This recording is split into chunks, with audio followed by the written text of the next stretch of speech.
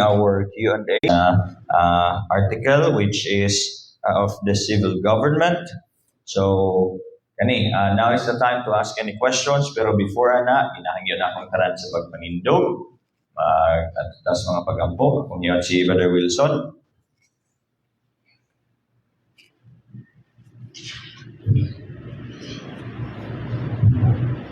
Kung alam mo ito, inimigkas ka na kayo sa laman mo sa inyong presya na pagkaman mo sa mga taglaw, sa mga mata, mo sa inyong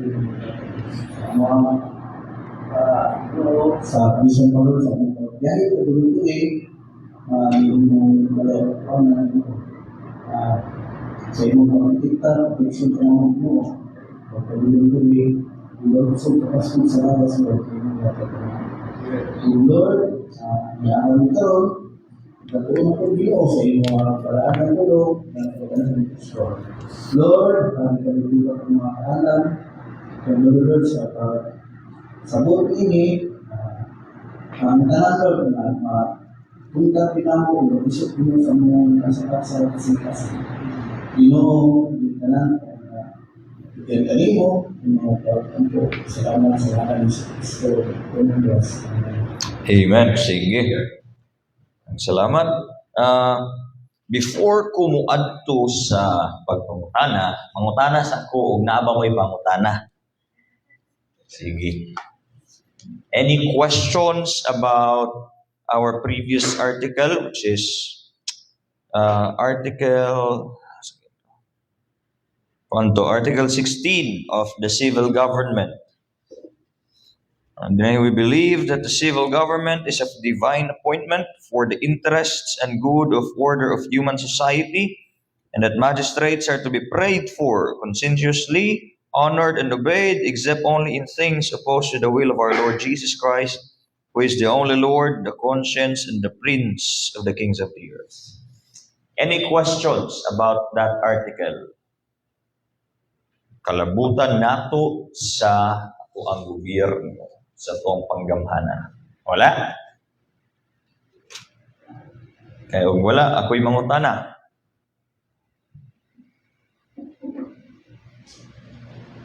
Wala?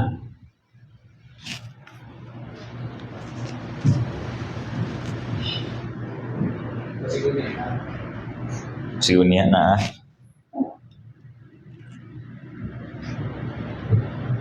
Sige. Sige, wala ako'y mangutana. Kisa't asa ta muna sa likod, sa tubangan. Bisig asa, sige, mangutana ko. According to our article, kinsay nag-appoint sa civil government ug unsay purpose ani to the society? According to our article, kinsay nag-appoint sa government and what is the purpose of it in our society? Si Motobag. Sayon-sayon pa ni. Okay? Ang Diyos ang nag-appoint. And what's the purpose sa pag-appoint sa Ginoo ni Brother Richard? Purpose yun kami, appoint sa Ginoo, purpose ay para ay ini order.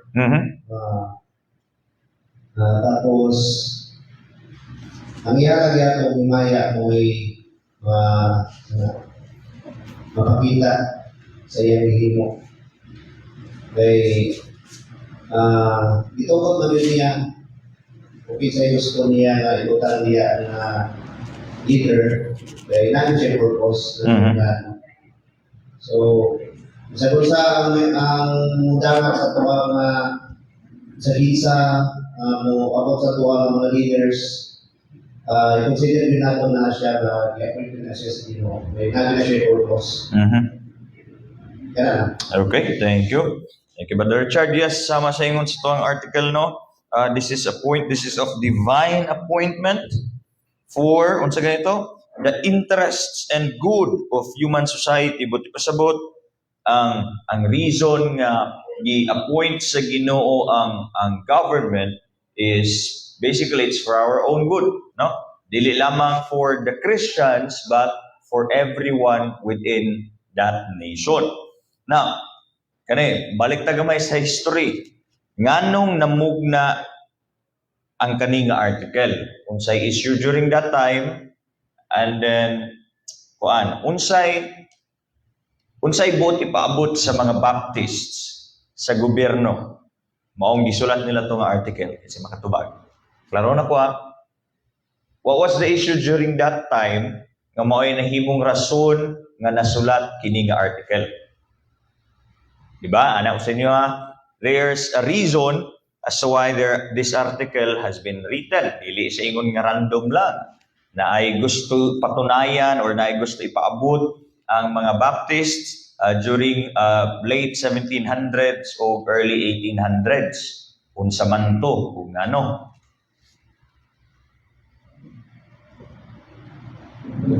Hindi.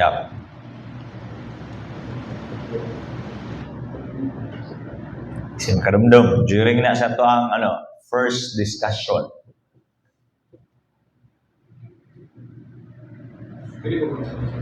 Pwede kayo. Okay na, ako na lang.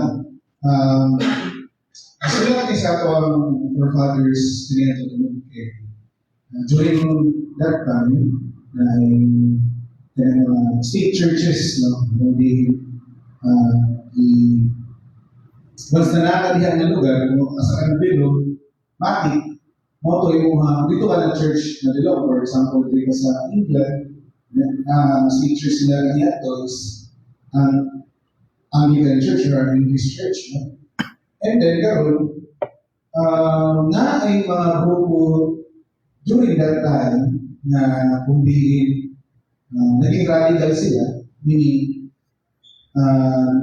nagdala sila o kasamo simply because ang reason lang is walang dawat, wala sila itugutan sila wala itugutan ng ilang grupo. Now, forefathers nato in New Hampshire, they drafted this article for two reasons. Una is to tell us na kaning government tinood siya, genuine siya, legit siya, and we as Christians, we know na Diyos na ordinary, nag-sityo ali, so we have to submit there is a government. And then ikatuba is to tell the government na naay line, hindi pwede mo tabong ang ganing government, there is a church territory. Magpasabot, ang government, pwede siya konsulti sa imo kung asa ka nagpuntahin, kung sa imo mga balaod na dapat sundon. No? Pwede siya konsulti sa imo ang government. But pagkatapos din sa spiritual things, hindi pwede mo konsulti ang government kung sa imo kung sa Diyos yung simbahon, the way you pray, o asa mo na pinatapog. No? Kung niya ang iklaro sa ito forefathers, that's why they drafted these articles because of that issue during that time. Okay. Thank you, Brother Russ. Now, speaking of that, asa naman ta? Ate Beth? Sige.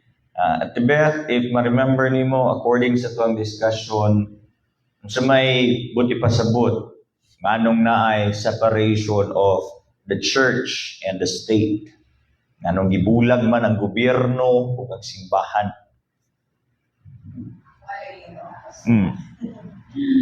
Separate kanya ito. Karon mayroon din ako na state church sa Catholic and the government. Pero kita na mga Baptist, hali sa forefathers natin. Talaga nagbutang talaga na ay freedom of religion. Kasi, iba-iba ang belief. At sa kanilip, may panggobyerno po ang church. Na dili sakop sa gobyerno. Naapod ang gobyerno na dili po madawat sa church. Kaya hinatag talaga nila yung may freedom. May freedom ang church. Pero, kung may purpose, ano magyapon sa law, sa gobyerno ang church, in fact, nagawa sa mga permit, yung mga nakuha. Pero speaking about how to worship God, may freedom kita. Dili sila magtuman sa tuwa na mag-uot sila sa tuwa sa atong spiritual condition. Malaya kita at saka malaya kita maliman lang na kung may mga maayo na mga kitabo na magpasok na ng gobyerno. Mga crime against the law of the government or against the law of the land. Doon ang magpasok ang government. Okay. Sige, thank you, Ate Beth. No, there's religious freedom. Okay? Isa na sa mga butang why there's separation of church and state, mainly because ang ato mga forefathers, mga Baptists, they were really they were the ones who pursued religious freedom. Ngano? Because they were also the people who were always oppressed. Sa kanunay, ginapugan sila, di kamo, dili mo, di mali na inyo ha. Mainly because of the teaching about baptism, credo baptism. During that time, ang pinaka-common o ginadawat nga teaching is credo baptism, which is pagbaptize sa babies. Now, for our forefathers, they don't believe in that. That's why ginasalikway na sila sa mga dagko ng mga denomination. Therefore, they were always pursuing religious freedom. Kaya tungod ginasukwahi naman sila. Okay? Now, sige, kinsa pa'y gusto mo answer ato? Kinsa pa'y maliban sa religious freedom, unsa pagyoy mga butang nga makita nato or nasabta nato sa separation of church and state?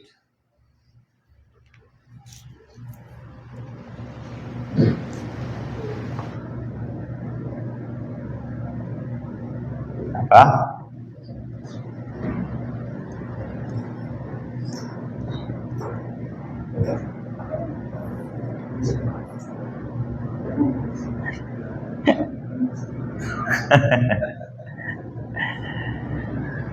Sige daw. Unsa pa man? Why is it maliban sa religious freedom na naatay separation of church and state?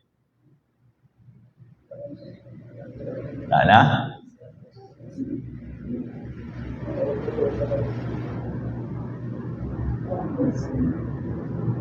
Okay. So, basically, naingon na po natin Beth ganina, no? Nga ang government, dili makapanghimasok sulod sa mga pamalaod, sulod sa simbahan, na not unless, of course, na anay parang krimen nga mahitabo din ha, or offense to the law. But, tungod sa mga state churches, kung na-mention ni Brother Ras ganina, nahimo ng identical ang religion o ang kaning identity sa nation. Sabuti pa sabot, unsay pinakadako nga relihiyon, nga denomination, basically maura po na religion sa tibuok nga nasod. And that the leaders during that time, they believe nga pag united ang country sa politics and sa religion, it will be a better nation. So that's why giisa. And in fact, sama sa Panginoon, that's one of the reasons sa katong sa issue ni John Calvin, because naisa ang church and state. And kana siya, we discussed nga that was a misunderstanding sa application sa Old Testament during sa ilahang time. Because they believe nga ang Old Testament law, even ang civil law sa Old Testament is they can apply it sa ilahang nasod. Which, according sa ito na pong gidiscuss, dili pwede. Because ang civil law, ceremonial law, dietary law, those laws are only applicable kang kinsa sa Israel. Okay? Not for us, but only for the nation of Israel. Now, ang moral law, this speaks of God's attributes, therefore, it is perpetual and it is for everyone. Okay? Now, kisay mo to ba gani?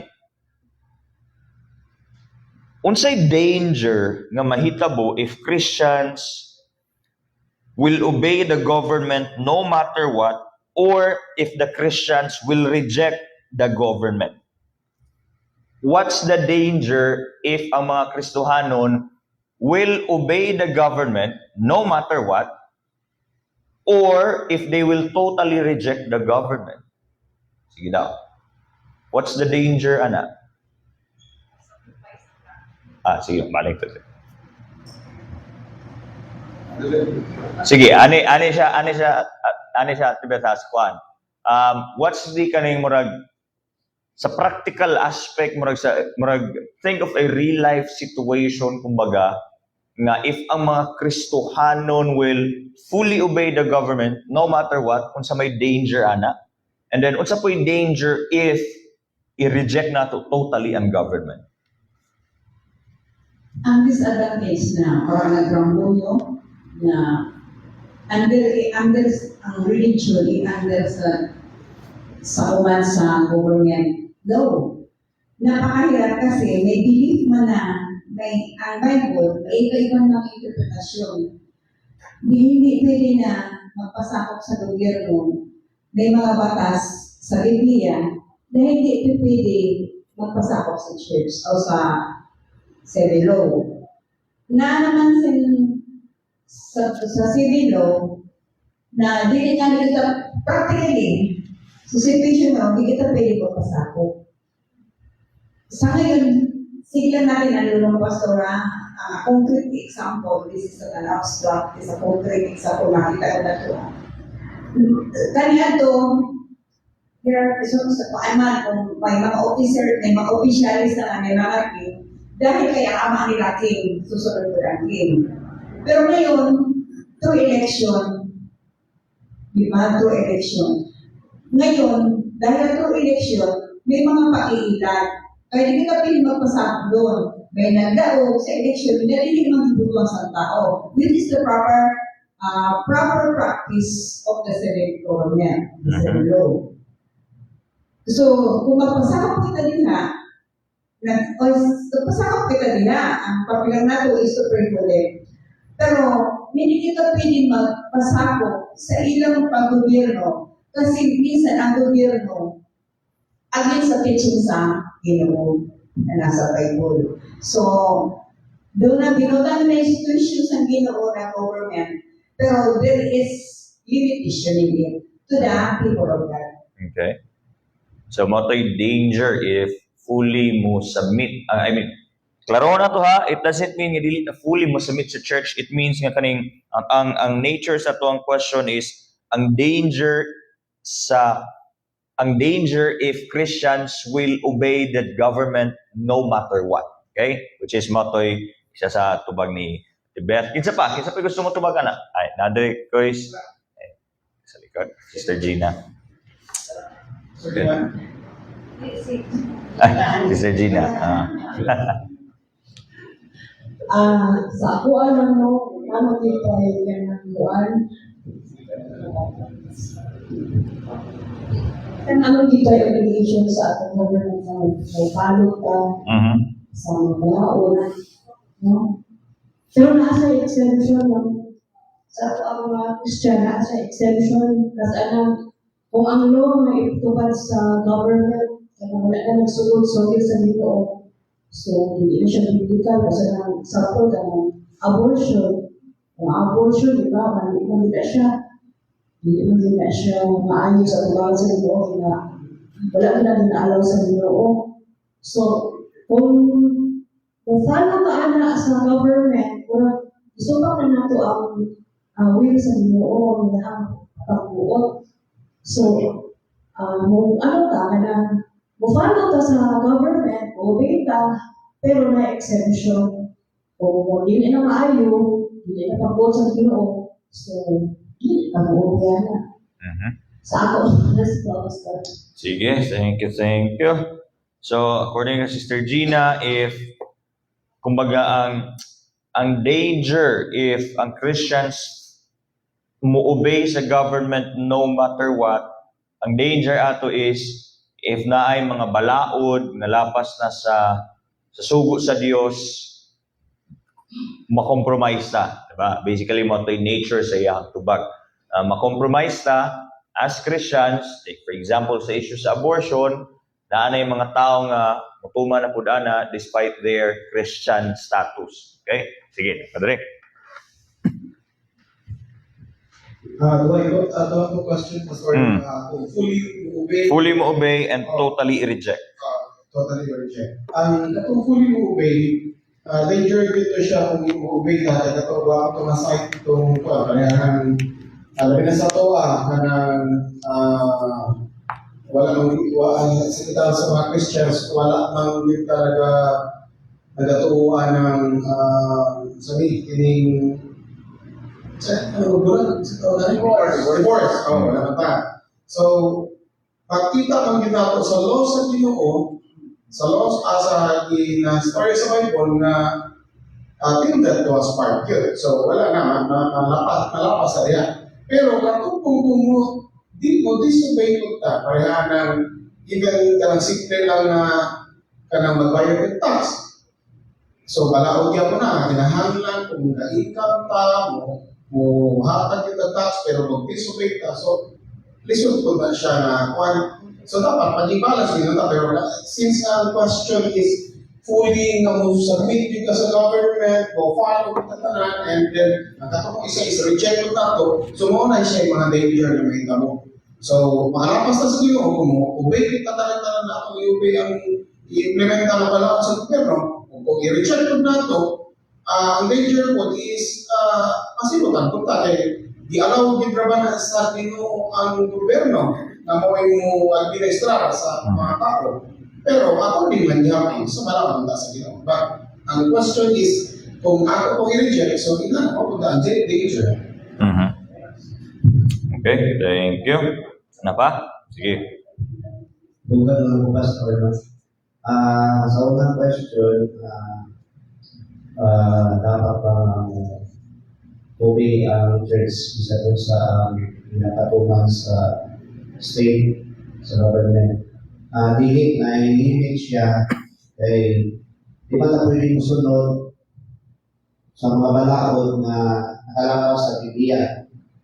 Dito man ito sulat na I'd rather obey God than man. Kung masunod na ako ginugay sa balaod sa tao.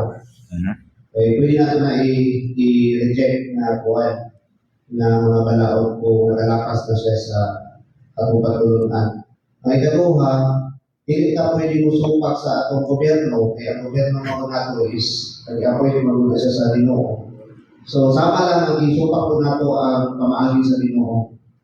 So, hindi yun pwede natin unless na ang gobyerno nilakas na siya sa mga patulunan na isulat sa Bible. Okay, thank you. Namay mo dugang? Sige, magdagang giday. Naamang good Pastor, ang sitwasyon nato, ang balao, the standard of living natin is the Bible. The pattern of our government law is from the Bible. Ang taxes, ang pagninyo, ang independence sa family, kuan na yung sa Ginoo. Hinatag na sa Ginoo ng sa na-institution. Pero, may mga butang na may pasang reliyon, hindi siya magpasakop sa election. Di ba? May ang saksi, hindi siya magpasakop. Pero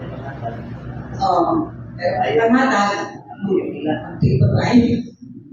Pero, space na doon na doon talaga sila. Pero, ang sa tuwa, kanina gobyerno na to, hinatag hapon sa Ginoo, ang sinusunod na balao, ika na sa Bible. Because the Bible is the standard of living of the land. Do you agree with me, Pastor? Sira, dayon tiba. Mga ka na siya ang naghatag sa tuasin, iskeleto na magparugod kita, ito na, balaod, nag-base sa Bible. Di sa inyo na pagsabi na ang paksyon ang nagkasala, may mga death penalty, nasa Bible lang po na siya, di ba? That is, may ang kanya itong mga conditions sa mga puso ng mga balaod, death penalty. Pero inalis isang tao, pero yun talaga ang totoo kanya ito noong panahon na ay mga changes ang lahat pinabalaod based on the experience na pwede pa yun ang walang kasalanan. Di ba? Dahil ako may kwarta. Kaya, inalis yun. Pero kita, patuman mo kita sa balaod. Kung kita naman siya, patuman kita. Kasi in the first place, hinatagdala yung sa Ginoo. Yung Bible, kay ang sinusunod nato, Bible ng pastor, sa marriage, sa family. Dahil niya sa Bible na kaya kami sinabi, our standard living is the Bible, especially the Christian. Our standard living is based on the Bible. Kaya, mayroon lang si mga bago na mga pinutang talaga sa gobyerno. May mga cellphone, may mga article. Pabo yun sa ilahan minsan, they are misguided because of their own interest na kung malaman na to, no, kita hindi pwede magpasakot kung na. Pero kay makapangyarihan man sila, musubit kita sa ilahan. Diba? May mga balaod na musubit kita sa ilahan kasi binutuhan kasi sa mga konkret sa mga lawmaker. O magsabit kita ka doon, pero in fact, it is against sa ato against sa Ginoo. Pero napuso talaga yung determine sa mga lawmakers ang determinatuan. Ano ba yan, mga individual, mga three branches of the government. So, naasagat natin mo balaod na papulang sa kanila ginagawa ng balaod na maapektuhan po kita na individual citizen. Okay, sige. Thank you, Tibet. Yes, Chris? Dua question. Number one question is, kung saan danger kung sabi ka sa government no matter what. So, you have first to know kung saan yung klase sa government. Una-una, if good government, then you have to submit. No? Then ikaduha, what if evil government na siya? No, dito mo sulod ang danger sa katong word na no matter what. Kaya, no, for example, Tibet, practically speaking, no, as Christians, we have this sense of what's right and what's wrong. Okay? Pero sa kapagyanan natin with an example last Sunday na nagluto ka sa una and then na government official na gusto niya overprice ang resibo, di ba? We know, mali ito, di ba? And ang danger na isa itong identity. Kasi hindi ka kasuhan ng first place kung buhato lang ito, di ba? Kaya, no, and dito mo sila ng danger. Okay? Sa kanang no matter what dito na napagsabit. Then ikaduha is katong also pa danger kung dili po mo submit sa government, no? For example, gani, nagpa-baptize ka, dami mo dito tubig. Di matapin mo sa government na nagpa-baptize mo So dapat, dili na magbayad sa tubig, igala mo lang sa church. Dili ka pwede yung anak. Napunta yung ito, so na Pastor John na kahilan niya sa Matina. Isa ka church, nagbenta sa yuta. And then, nakingon sa pastor dito, hindi siya mabayad sa renta, kaya ipananulod sa Ginoo na ang katong yuta sa Ginoo daw. So nag-agot sila sa judge, kagulong sila tubod sa katong takiya sa yuta. Iyan siya na, wala man na dito kung ipadala mo sa Ginoo na kayari ng yuta. Diba? So, in short, we cannot, hindi nato pwede neglect ang authority sa government in the name of spirituality, in the name of Christianity. No, hindi na yung musulod ang danger. So, mga pastor. Okay, thank you. Napay mo habol? Napa? Wala na? Okay? Now, there's danger in both sides, you know. Total submission, no matter what, it may compromise our identity as a Christian or mahimong, basically, yun, it will compromise especially if ang mga balaod nga ginapatuman is sukwahi na sa Biblia. And then ang danger po, if we will totally reject the scripture, well, unang-una, we disobey God because maumani ang ginaingon sa Ginoo. We honor the government, we pray for them, and then ikaduha, mahimo na tang kaning samok sa society. Kita na ang mahimong kasamok sa society because the government is gibutang sa Ginoo for ordinance, for order, peace, kana nga mga butang for the interest of society. And if we as Christians will reject the government, the same way of saying nga gina-reject ra pud nato ang society. Ano? Murag gusto nato maglahi tag atua. So kana. Okay, thank you. Good answers. Sige, one last question. Sa baba, kasi mayang pangutana. Kani. Kani. Isip nga Kristohanon, how will you respond if you don't agree with the political leader nga galid karon? Sige. As a Christian, what are you going to do or how will you respond if you don't agree with the political leaders nga galid karon? Basically, ingani, Kristohanon ka. Halimbawa karon, dili ka uyon sa gobyerno ni BBM. O halimbawa kung kinsa nga sunod nga gobyerno.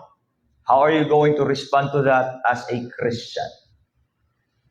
Sige. Sige, una ta kay Ate Ambeth. So actually, na-discuss naman nila sa Randino, nagtubag ko na pastor.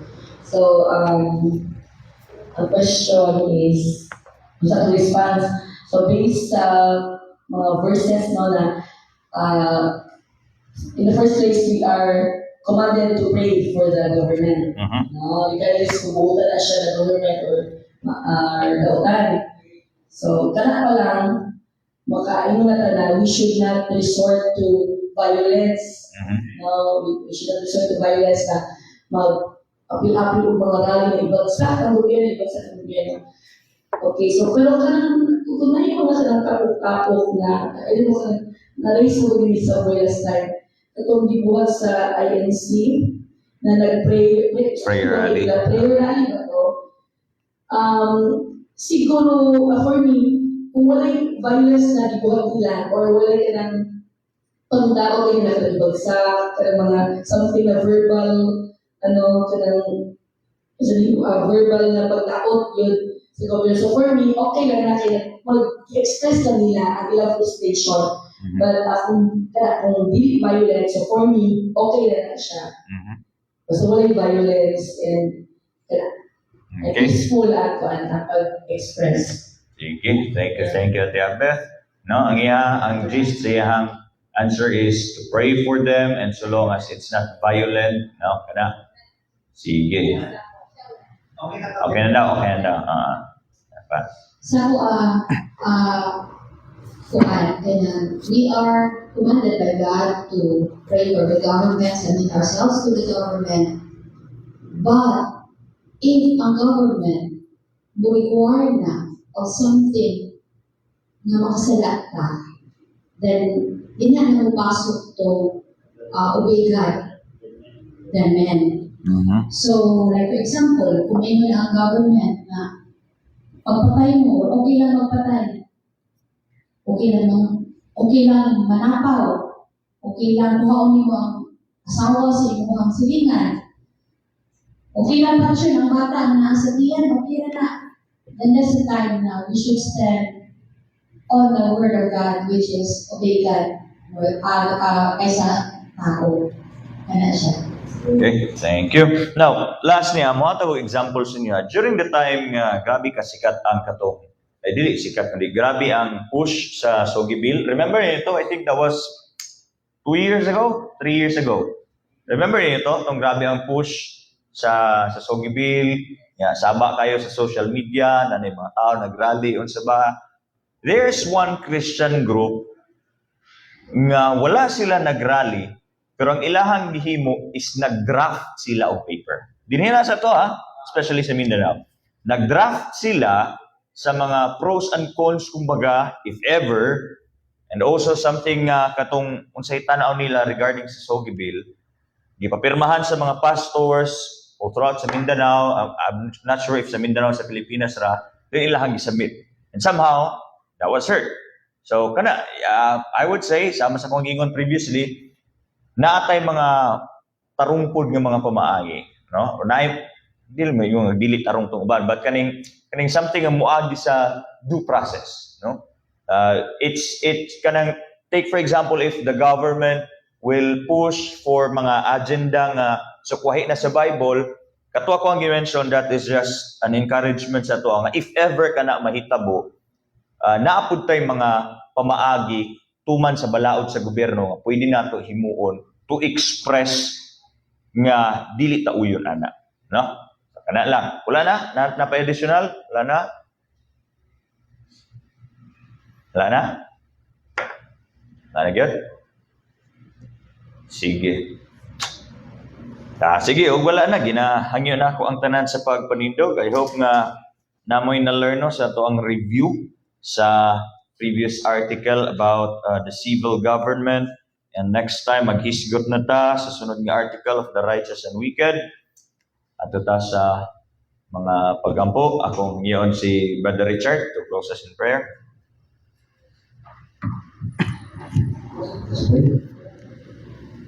Father in heaven, Lord, thank you tayo sa bagong adlaw na usap.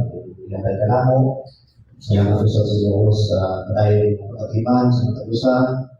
Especially mo sa mga hapon, biyahe mo sa natin. Salamat kayo sa protection.